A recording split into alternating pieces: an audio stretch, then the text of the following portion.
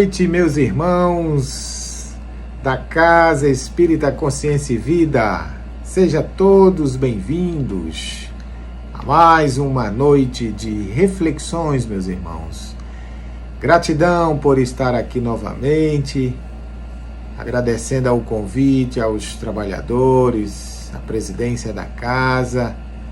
Muito feliz em poder estar aqui com todos vocês.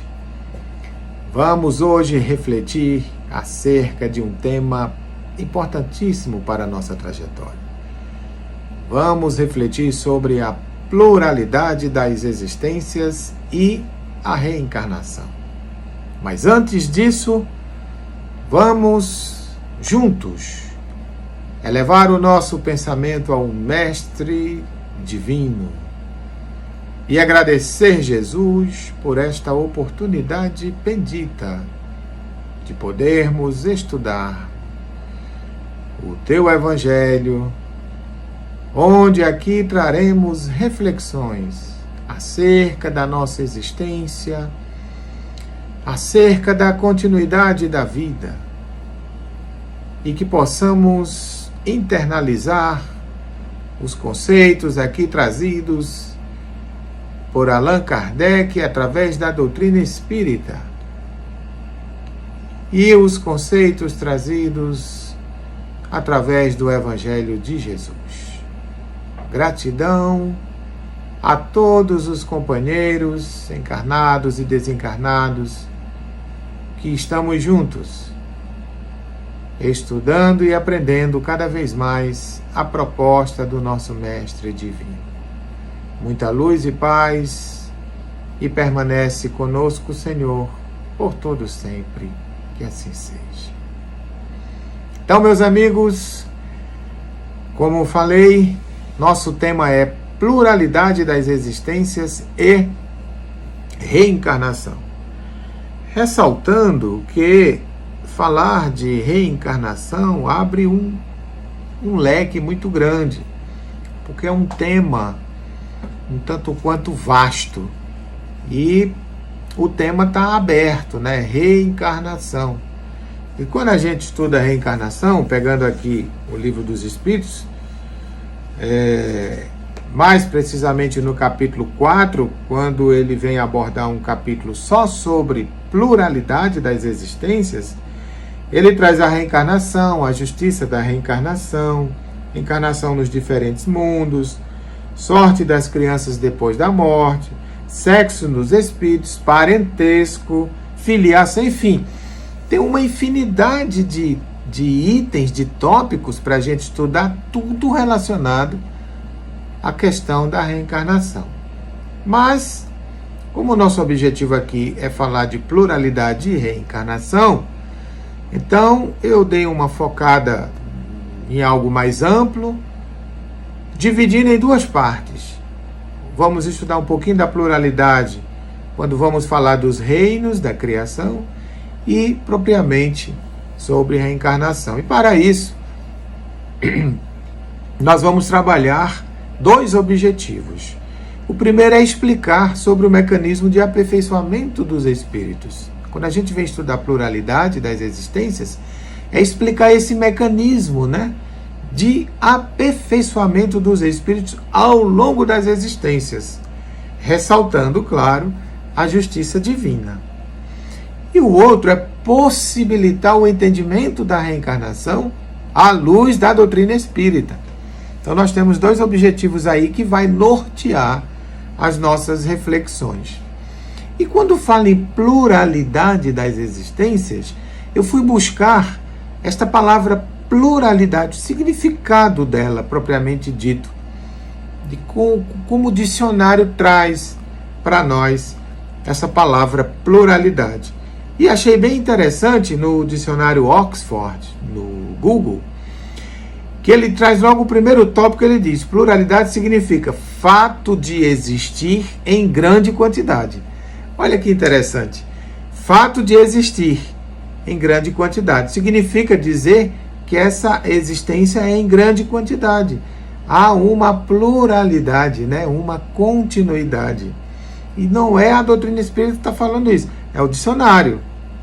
Outro é de não ser único, multiplicidade, diversidade, maioria, maior número. Tudo isso são significados que a palavra pluralidade traz para nós. Então é importante, né? Porque dá essa ideia de continuidade, né? De quantidade de existência, fato de existir em grande quantidade.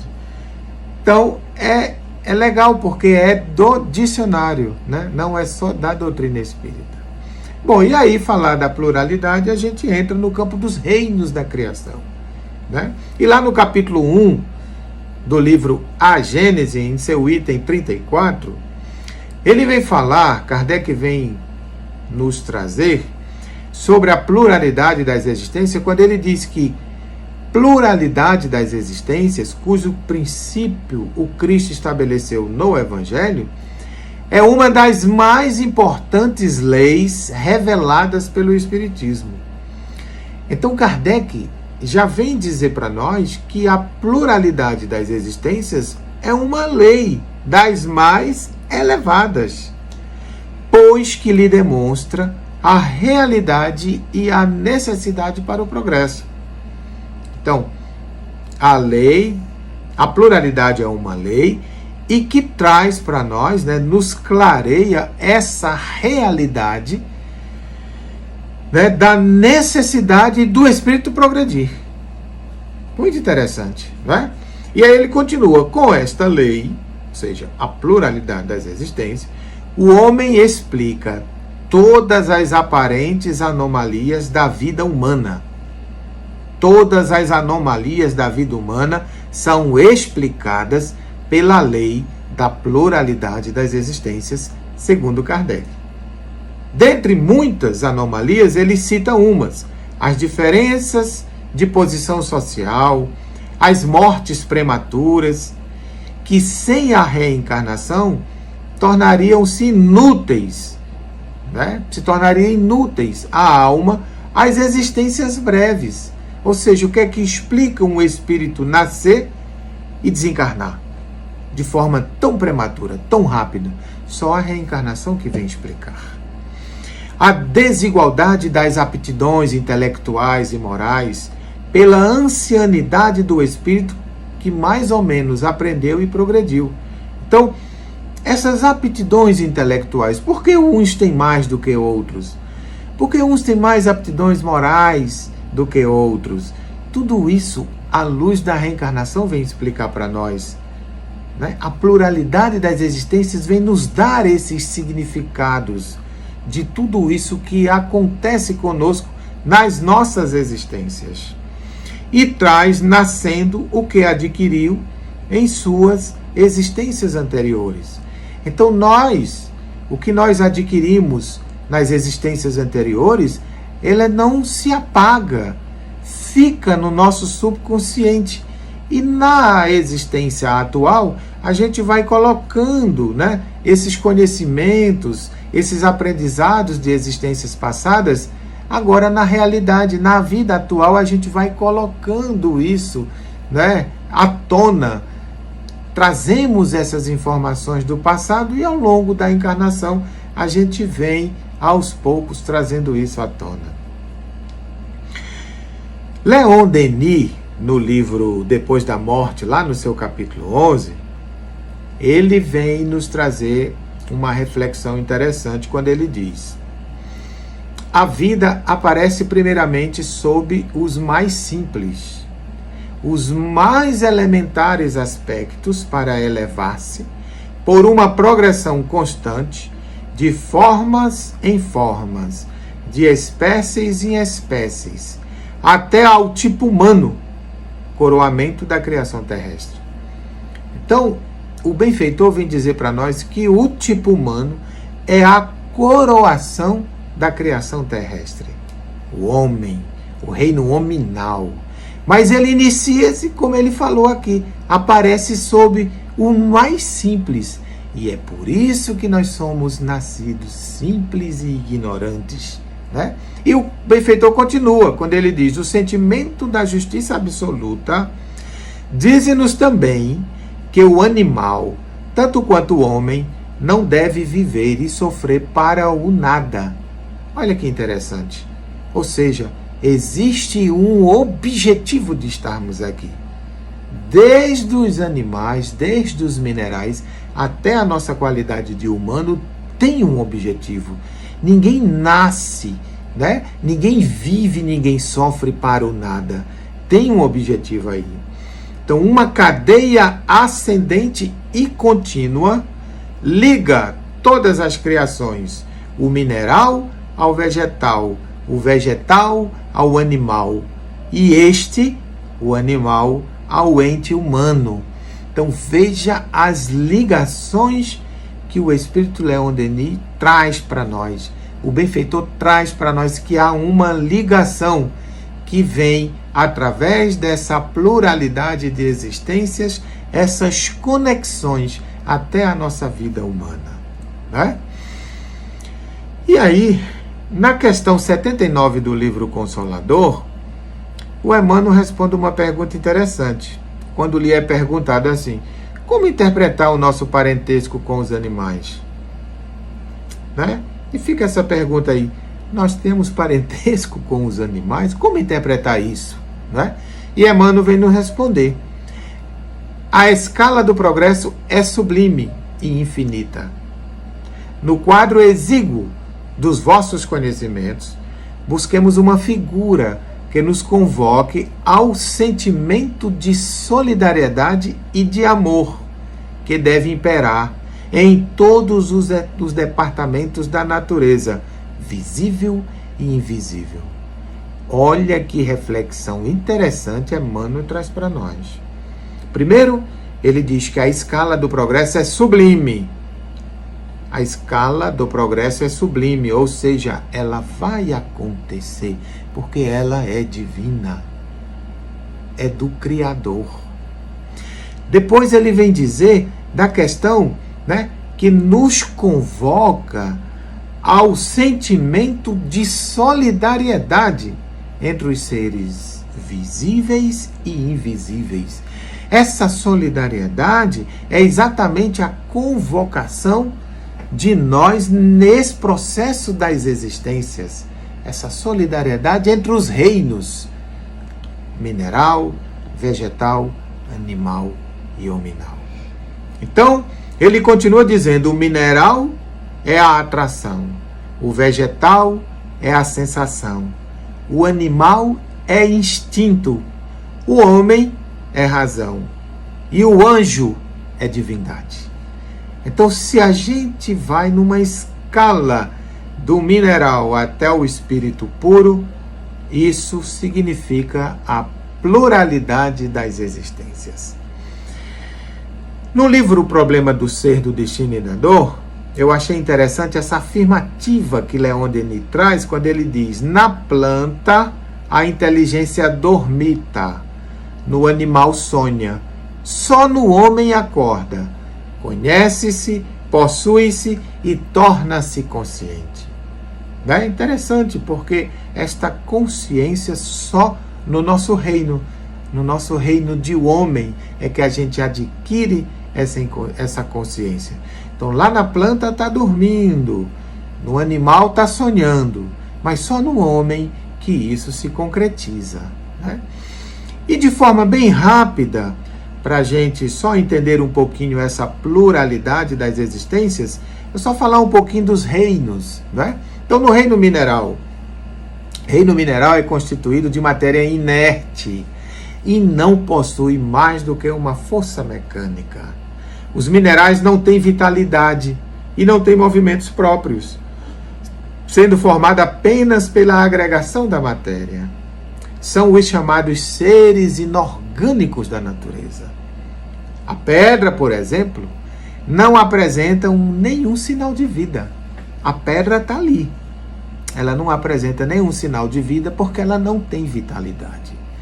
Pode-se dizer que a característica desta fase, deste reino mineral, é a atração, presenciado claramente nos fenômenos do magnetismo. Então, meus irmãos, existe o reino mineral. Ele não tem vitalidade, ele não tem inteligência, ele apenas tem atração. Uns são atraídos pelos outros. Já no reino vegetal, as plantas são compostas de matéria inerte, são dotadas de vitalidade. Então, as plantas têm vida, elas não pensam, não têm mais do que uma vida orgânica. Podem ser afetadas por ações sobre a matéria, mas elas não têm percepções e, por conseguinte, elas não têm a sensação de dor. Então, os vegetais, as plantas, elas não têm sensação de dor. Como não pensam, não podem ter vontade e não têm consciência de si mesmas. Nada mais possuem que um instinto natural e cego. O próprio instinto de conservação, ele é puramente mecânico. E a característica base dessa fase é a sensação. Então, muito interessante, né? Apesar de ter uma vitalidade, né, ela tem uma vida puramente orgânica. Ela não tem consciência de si mesma e também, né, o seu instinto ele é natural e cego. E os nossos irmãos animais, bom, os animais também são constituídos de matéria inerte e dotados também de vitalidade, limitados com a sua consciência, né, de existência e de sua individualidade. Eles não agem só por instinto. Os animais não agem só por instinto, né? Porque além dos instintos, não poderia negar, até porque certos animais, eles têm algumas atitudes, alguns atos combinados. Mas eu tenho certeza que tem alguns corações aí dizendo que os seus animaizinhos vão muito longe em algumas peripécias. Mas, na verdade, meus irmãos, são atos combinados, que denotam a vontade de agir num sentido determinado e de acordo com as circunstâncias. Há neles, portanto, uma espécie de inteligência, mas cujo exercício é mais precisamente concentrado sobre os meios de satisfazer as suas necessidades. Então, o animalzinho, quando ele está com fome, ele faz peripécias e você diz, nossa, ele é muito inteligente, ele quer comer. É porque é uma necessidade, né? Então, são atitudes combinadas. Bom, eu não vou falar do reino hominal porque é o nosso reino. Vamos entrar agora no campo da reencarnação. Então eu trago logo uma mensagem que está lá em João, no capítulo 3, quando Jesus diz assim, ninguém pode ver o reino de Deus se não nascer de novo. Lembram desta frase quando Jesus disse a Nicodemos, que era um sacerdote lá do Sinédrio, que era tido como um doutor da lei. E chega na calada da noite, como sempre ele procurava Jesus, porque ele tinha uma afeição com Cristo, ele admirava Jesus. Ele tinha um respeito, é tanto que ele chamava Jesus de mestre. E ele faz essa pergunta, né?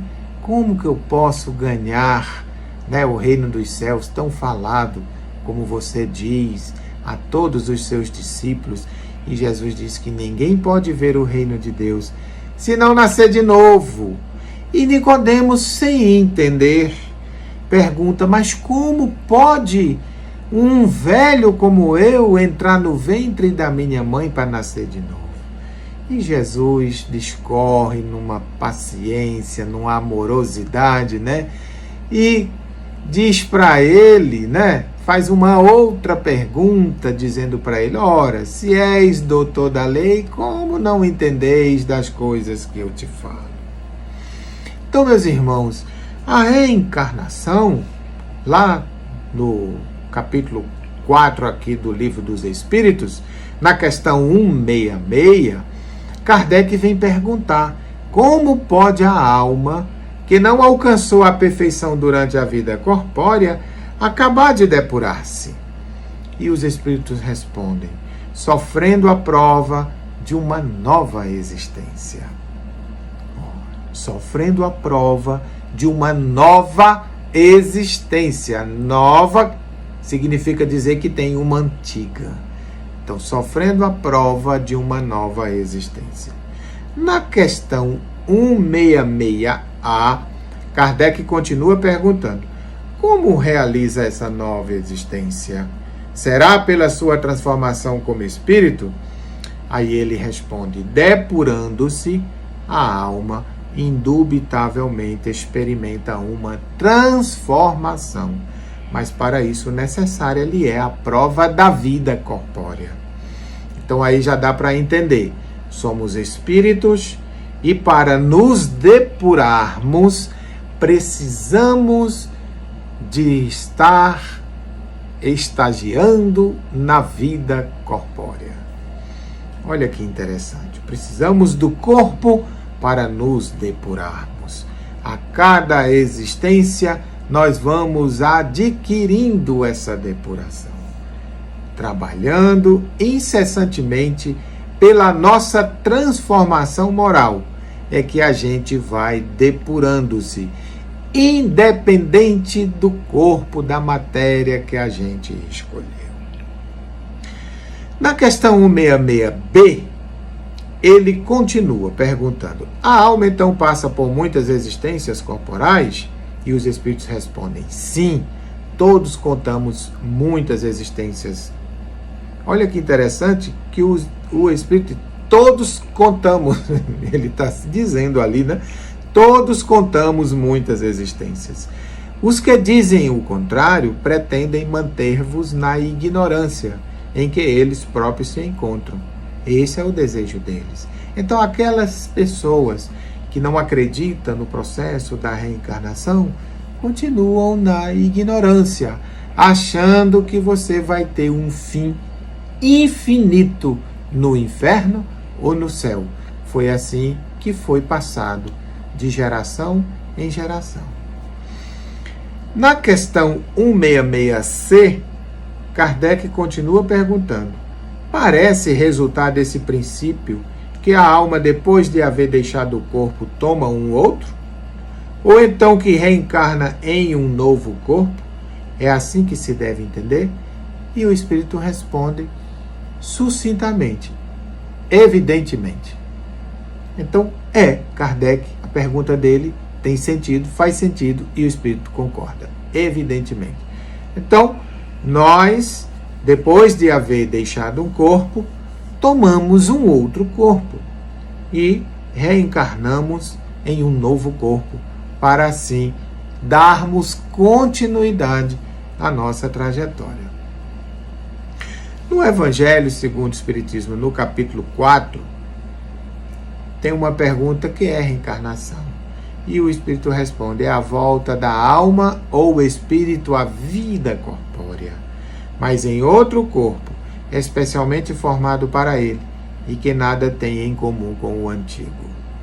Então, todas as nossas transformações, né, nós precisamos estar num corpo para podermos nos depurar, adquirirmos essa transformação que são verdadeiramente a nossa transformação moral, né? A gente vai de existência em existência em busca desta melhoria contínua. E a finalidade da reencarnação? Então, o Adenauer, lá no livro Reencarnação, um processo educativo, ele vem dizer que a finalidade da reencarnação é reencarnar-se para aprender, para educar-se, para crescer a partir de novos elementos, de uma nova oportunidade, num novo ambiente. Então perceba que o nosso irmão traz continuamente a palavra novo, nova, a partir de novos elementos, de uma nova oportunidade, num novo ambiente, onde se possa construir ou reconstruir a sua própria elevação espiritual.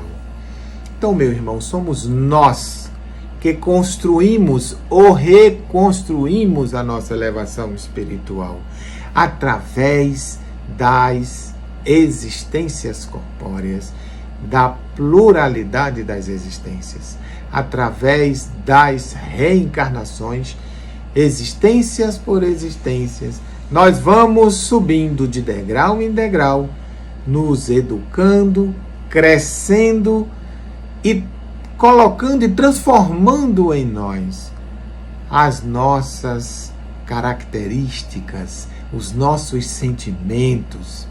Vamos colocando em nós, agregando em nós novos sentimentos, novas rotinas, novos entendimentos e novas relações.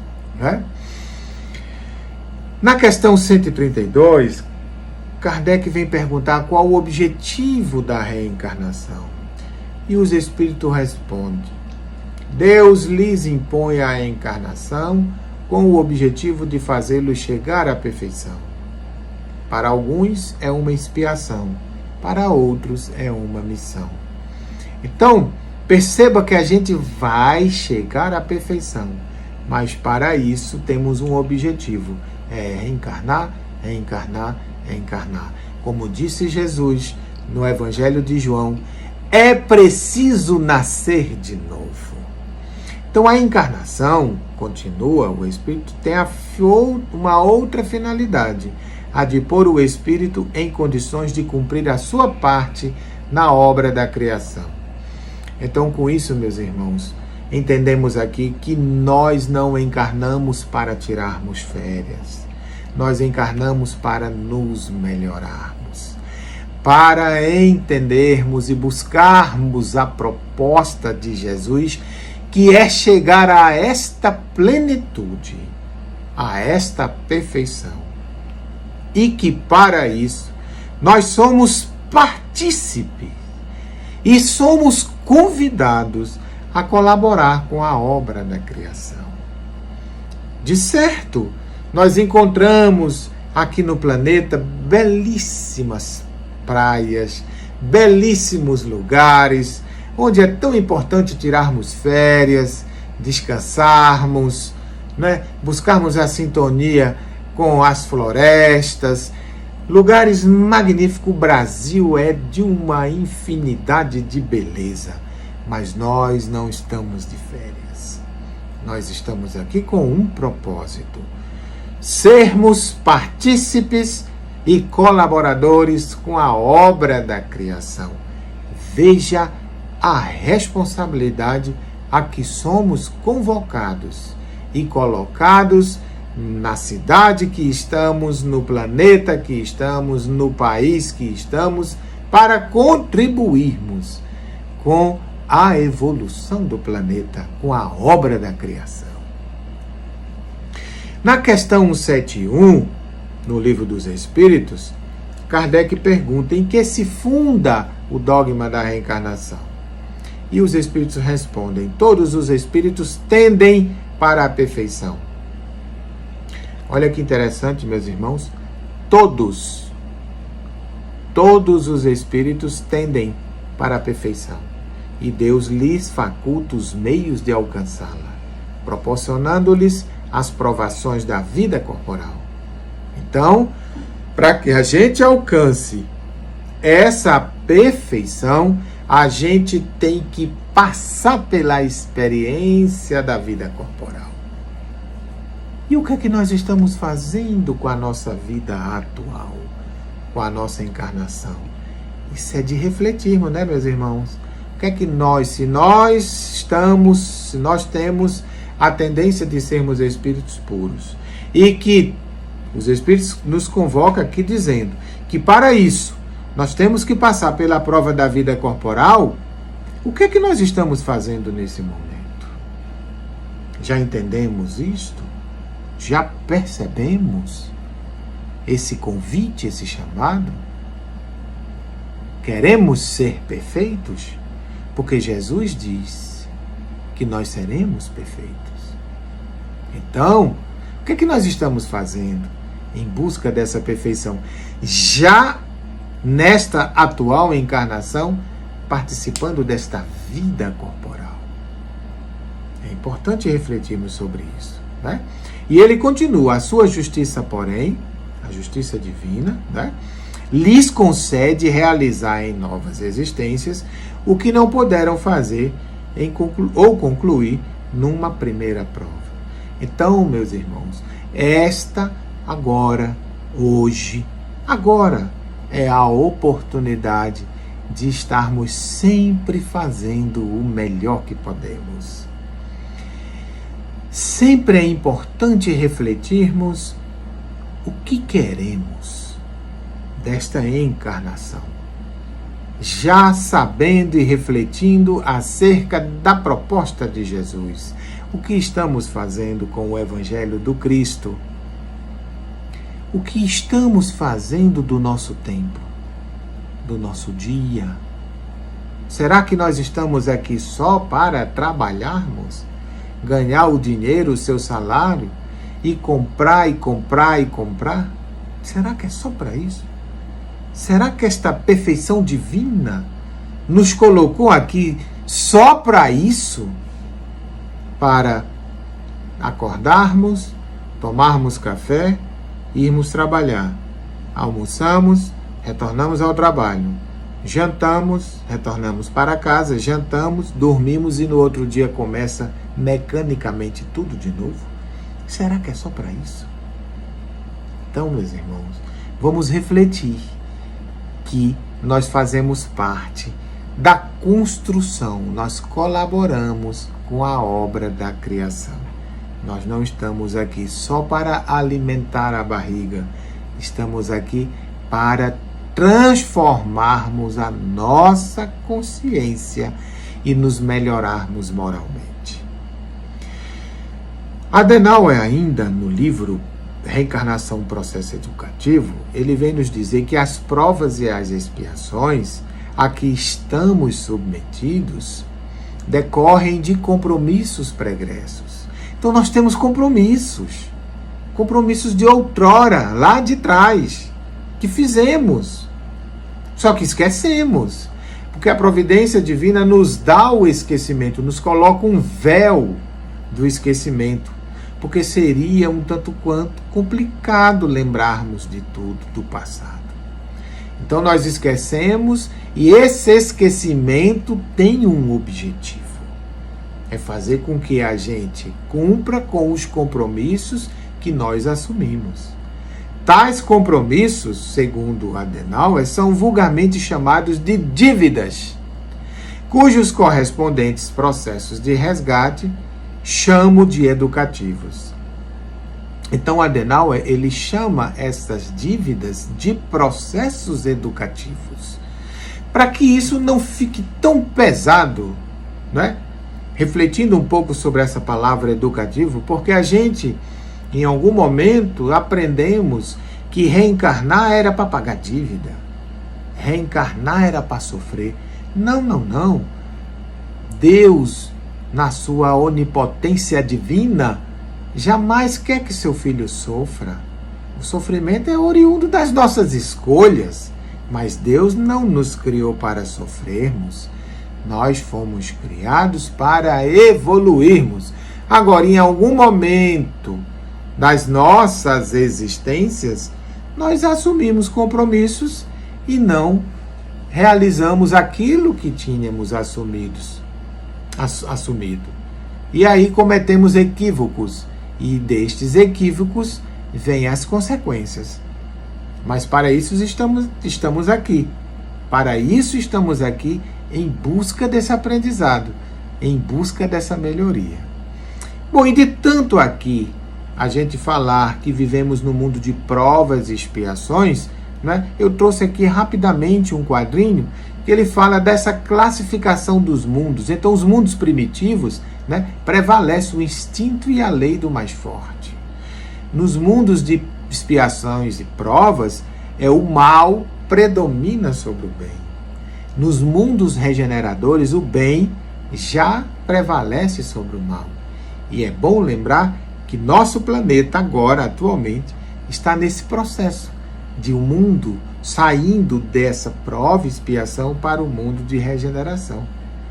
E depois desse mundo de regeneração, vem os mundos ditosos ou felizes, onde o mal não existe. O mal aí não cabe, não existe, não há espaço para o mal e para a maldade. E depois disso vem os mundos celestes, ou mundos divinos, como a gente sempre aprendeu. E aí o bem reina soberano. Né? Mas o que são provas? O que são provas que a gente vem passar enquanto encarnado? As provas são as nossas escolhas. Todos os dias a gente tem lá uma provinha. Todos os dias. E começa dentro do grande laboratório na família. As provas são as nossas escolhas. Os nossos pensamentos é importante a gente vigiar. As nossas atitudes é importante a gente vigiar. Para que a gente não cometa equívoco. E que a gente não escolha através de um mau pensamento, faça uma escolha errada. As provas são os desafios da vida que nos levam ao crescimento. Estas provas, elas vêm diariamente para nós. E nós temos que saber lidar com elas. E, geralmente, essas provas, elas vêm tudo em cima das nossas tendências. Porque todos nós temos tendências. E segundo Kardec, né, o bom espírita é aquele que consegue, né, dominar as suas tendências, as suas inclinações, se esforçar para isso. Né? E quando é que a gente se esforça? Quando a gente consegue coibir um mau pensamento. Quando a gente já consegue ser alertado pela nossa consciência de que aquilo que eu pensei não vai ser legal eu verbalizar ou agir. Isso é que é interessante.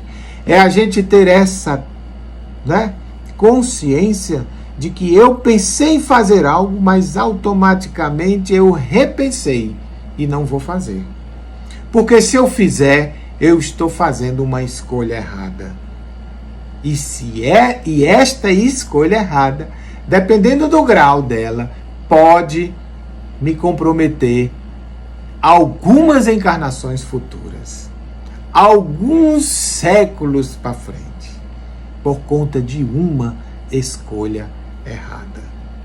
Então, meus irmãos, percebam que é importante a gente fazer essas reflexões acerca desse processo da reencarnação. Qual é o real objetivo de nós estarmos neste corpo, nesta vida, nesta família, neste país, nesta cidade, passando por tudo isso? É importante a gente entender esse processo. Em uma nova existência, o espírito encarnado estará sujeito às provas.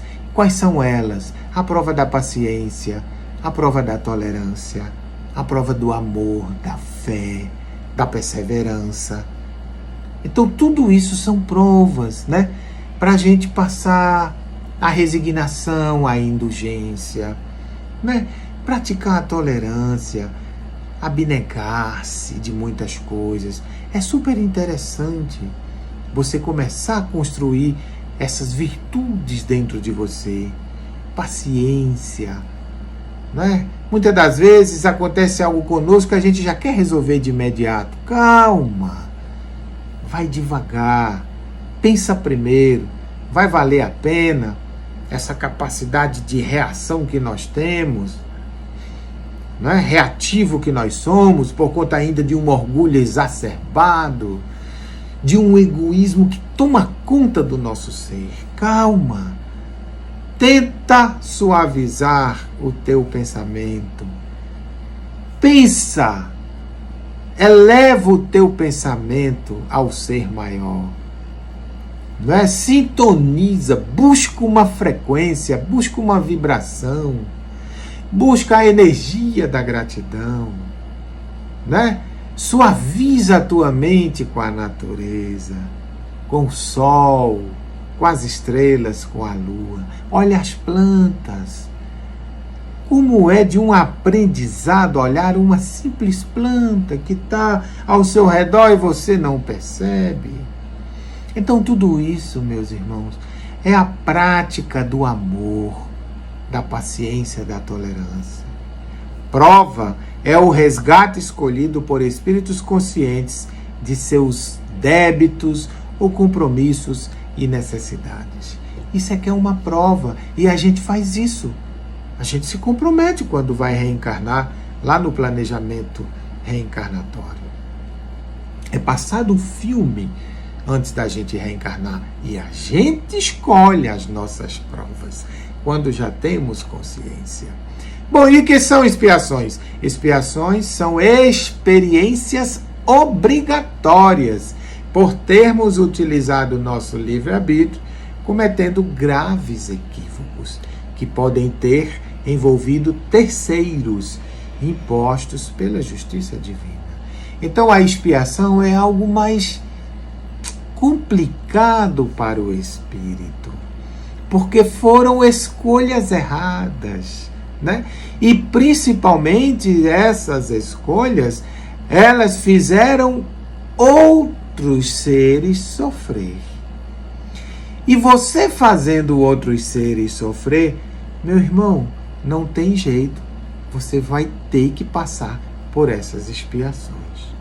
A expiação serve sempre de prova, mas nem sempre a prova é uma expiação. Expiação é o resgate imposto pela justiça divina a estes espíritos ainda que querem continuar a cometer equívocos. Kardec vem chamar esses espíritos de recalcitrantes. Então é isso. Nós estamos aqui para passarmos por essas provas e, se estamos passando por expiações, seja do que for, vamos aceitar resignados, sem sofrimento, sem abalar-se, sem remorso, porque tudo isso leva a um processo de depressão. E a depressão, aos pouquinhos, nos leva ao suicídio. Algumas considerações que o Kardec faz acerca da reencarnação, que está lá no capítulo 5, lá no iniciozinho do capítulo 5, na questão 222, quando ele traz por que a alma revela aptidões tão diversas e independente das ideias adquiridas pela educação. São considerações para a gente fazer aqui acerca da reencarnação. De onde vem a aptidão extranormal de algumas crianças de pouca idade para esta ou aquela ciência? De onde vem, meus irmãos? A criança nasceu agora. A gente vê casos aí de crianças tocando instrumentos que nós, na condição de adultos, não conseguimos. A criança já ali mal estudou, mal entrou na escola, toca um instrumento. De onde vem isso? Né? De onde vem para uns as ideias inatas ou intuitivas que não existem para outros? De onde vem para certas crianças os impulsos precoces de vícios, ou mesmo de virtudes, sentimentos inatos de dignidades ou de baixezas, que contrastam, né, com o meio em que nasceram? Porque numa mesma família, numa mesma educação, duas crianças educadas pelo mesmo pai, pela mesma mãe, têm procedimentos e atitudes tão diferentes, têm aptidões tão diferentes. Por quê? De onde vem isso? Não é? Porque algumas pessoas, independentemente da educação, são mais adiantadas do que outras, do ponto de vista intelectual. Por quê? E do ponto de vista moral. Por quê? Por que há selvagens e por que há homens civilizados? Se tomarmos uma criança qualquer e a educarmos enviando depois aos mais renomados colégios, faremos dela um Laplace ou um Newton? Será que faremos?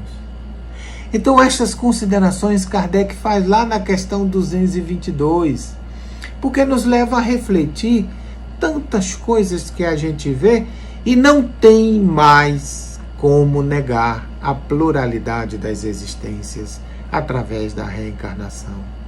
Não tem. E a Joana de Ângeles nos orienta que a reencarnação é a mais excelente demonstração da justiça divina em relação aos infratores da lei na trajetória humana, facultando-lhes a oportunidade de ressarcirem numa os erros cometidos em existências transatas. Olha que interessante que a benfeitora traz para nós. A reencarnação é a mais excelente demonstração da justiça divina.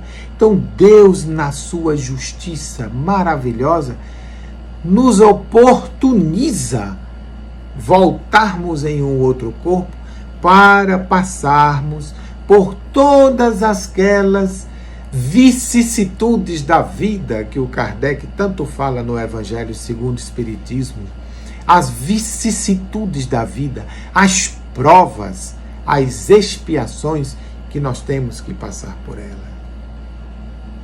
E no tocante à justiça de Deus e à misericórdia de Deus, a reencarnação se baseia quanto à misericórdia divina no livro Reencarnação de Gabriel Delane. Ele traz: na misericórdia divina, porque assim como o bom pai deixa sempre uma porta aberta para seus filhos faltosos, facultando-lhes a reabilitação, também Deus, por intermédio das vidas sucessivas, dá oportunidade para os homens possam corrigir-se, evoluir e merecer o pleno gozo de uma felicidade duradoura. Esta é a misericórdia de Deus que tem para conosco, nos dando essa oportunidade. E na justiça divina, porque os erros cometidos e os males infligidos ao próximo devem ser reparados em outras existências. Olha a justiça aí falando. Então, se eu cometi algo a outrem, se eu cometi um equívoco e que este equívoco trouxe dano moral de todas as ordens a outrem, eu tenho que reaver isso, meus irmãos. Eu não posso ficar impune a isso. A fim de que eu experimentando os mesmos sofrimentos, ou seja, as mesmas situações que eu cometi a outrem, eu vai ter comigo. Os homens possam resgatar seus débitos e conquistar assim o direito de ser felizes. Então, se eu fiz a outrem, eu tenho que passar por isso. É mais do que justo. O outro não deve sofrer pelas minhas atitudes. Eu que tenho que sofrer por aquilo que eu cometi para o outro.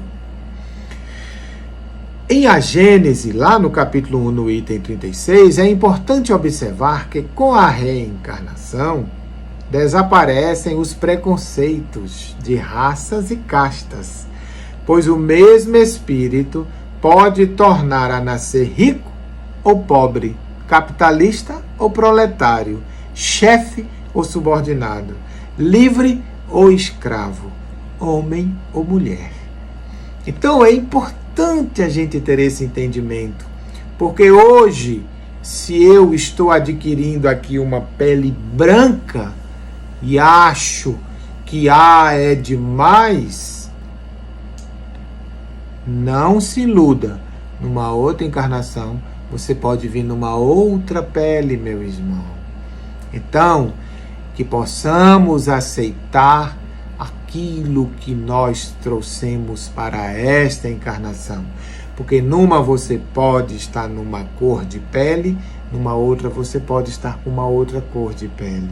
Numa você pode estar na opulência financeira e na outra você pode estar com muita ausência financeira. Numa você pode estar encarnado como homem do sexo masculino. Numa outra você pode estar encarnado como mulher no sexo feminino. Então, tudo vai variar de acordo com a necessidade do seu crescimento para a sua evolução. É você e a providência, através dos seus trabalhadores e mensageiros divinos, que vai fazer com que você escolha as suas provas, para que elas possam fazer de você um ser feliz e chegar a alcançar a pureza de espírito. É através dessa pluralidade de existências que você vai adquirindo, de degrau em degrau, né? Através de várias encarnações, você vai se melhorando. E esse melhoramento seu a cada existência vai te transformar num espírito puro, onde você veio de lá de simples e ignorante. Bom, no livro Evolução para o Terceiro Milênio, o autor traz 3 tipos de encarnação que eu trouxe aqui para nós refletirmos. Primeiro, reencarnação compulsória. O que quer dizer isso? Né? Obrigatória. É aquela em que acolhe o espírito sem prévia concordância dele. Então o espírito, eu não quero encarnar, eu não quero reencarnar. Meu irmão, você vai. É necessário, você vai. E até mesmo sem o seu conhecimento. E por sua índole própria dos espíritos, cujo grau de perturbação impede a análise clara da situação, ou cujas faltas são tão graves que anula a liberdade de escolha. Então, esses espíritos que ainda estão numa condição muito primitiva, muito inferior, né, pela perturbação dele, eles não conseguem fazer a sua escolha, mas que é necessário reencarnar. Então ele chama de reencarnação compulsória. É uma imposição feita pela lei divina para atender os casos cuja recuperação exige longas expiações.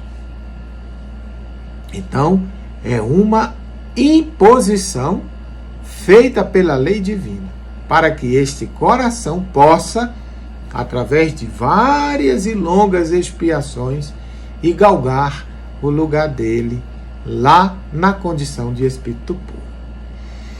O outro tipo é a reencarnação proposta. É aquela que leva em consideração o livre-arbítrio relativo de que dispõe o espírito. Mentores espirituais estudam sem imposição seus débitos e méritos, programando em seguida os principais acontecimentos da própria existência física, tendo em vista a liquidação ou diminuição de dívidas e possibilidade de progresso moral e espiritual. Então essa é proposta. Você propõe, meu irmão, você precisa retornar ao plano material. Eu não vou não. Me desculpe, mas eu não vou curtir, vou passar por aquilo tudo de novo. Deus me livre, estou muito bem aqui. Não, meu irmão, veja bem. Tá aqui, ó. Aí abre uma tela lá e aparece tudo aquilo que ele tem que reaver. Todas as situações que ele cometeu em existências pregressas. Aí ele mesmo vai dizer, rapaz, eu tenho que ir. Então, como é que nós podemos fazer? Vamos para cá e vamos conversar e vamos planejar o seu retorno, meu irmão. E aí é planejado o retorno dele. Levando em consideração, né, que todas essas escolhas dessas provas têm o objetivo de liquidar ou diminuir as dívidas, né, que ele contraiu em encarnações pregressas. E tem a reencarnação livre, é aquela que é própria dos missionários, espíritos redimidos perante a lei divina ou próximos da redenção no plano terreno. São os que possuem ampla liberdade de escolha. Chegam ao plano material para o desempenho de tarefas elevadas em qualquer segmento do conhecimento humano, tanto nas ciências, como na filosofia, como na religião. Neste último, tornam-se um Sócrates, um Buda, um Krishna e, notadamente, um Jesus de Nazaré. Então, esses espíritos, eles vêm nos ajudar, vêm contribuir com o nosso crescimento. Quando nos encontramos em algumas fases, como nós já nos encontramos lá no passado, vêm estes corações abnegados divinos nos orientar, nos dar exemplos para que possamos segui-los e assim ter como exemplo, né, e como modelo e guia e buscar galgar tudo isso para nós através de nossas encarnações.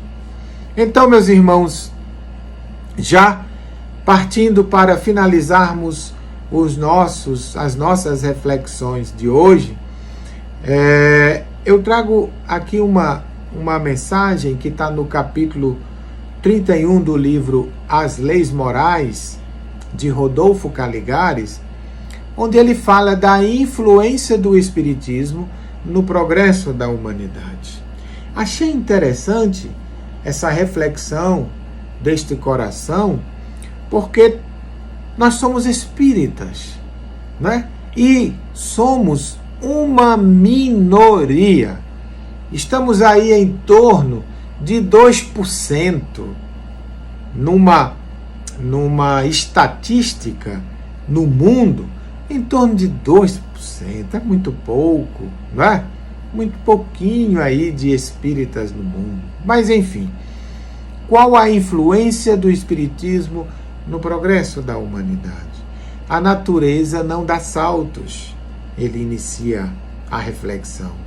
E qualquer princípio mais avançado que fuja aos padrões culturais estabelecidos, só ao cabo de várias gerações logra ser aceito e assimilado pelos que seguem na retaguarda. Olha que interessante. A natureza não dá salto, ela vai devagar, né? Ela vai dia a dia ali, passo a passo. E qualquer princípio mais avançado, né, que venha fugir dos padrões culturais daquela comunidade, daquele país, daquele grupo ali, já denota algo diferente. E o diferente, ele precisa primeiro, né, ser assimilado para ser aceito. Então, o Espiritismo é isso, né? A influência do Espiritismo na nossa vida, né, e no progresso da humanidade é essa. Hoje somos uma minoria, mas que vamos aí passo a passo, né, trazendo as informações a estes corações que vão, à luz da doutrina espírita, entendendo o Evangelho de Jesus e praticando. E continua ele finalizando: o Espiritismo é um desses movimentos e se destina não apenas a abrir um campo diferente de pesquisas à ciência, mas principalmente a marcar uma nova era na história da humanidade, pela profunda revolução que provoca em seus pensamentos e em seus ideais, impulsionando-a para a sublimação espiritual, pela a vivência do Evangelho de Jesus. Então a doutrina espírita é isso mesmo, meus irmãos. É o Consolador prometido. E que vem nos trazer essas informações, essas reflexões acerca da pluralidade das existências, da reencarnação, desse processo evolutivo nosso, que nós podemos, a partir desse entendimento, suavizarmos a nossa encarnação, sabendo que tudo isso é um processo de construção, de sentimento, de amor, de resignação, de tolerância e de paz. Que a luz do Divino Mestre esteja no coração de todos vocês, amigos e irmãos, espíritos amigos da nossa casa bendita, consciência e vida. Muita paz e que a luz do Divino Mestre invada os corações e a alma de todos vocês. Que assim seja.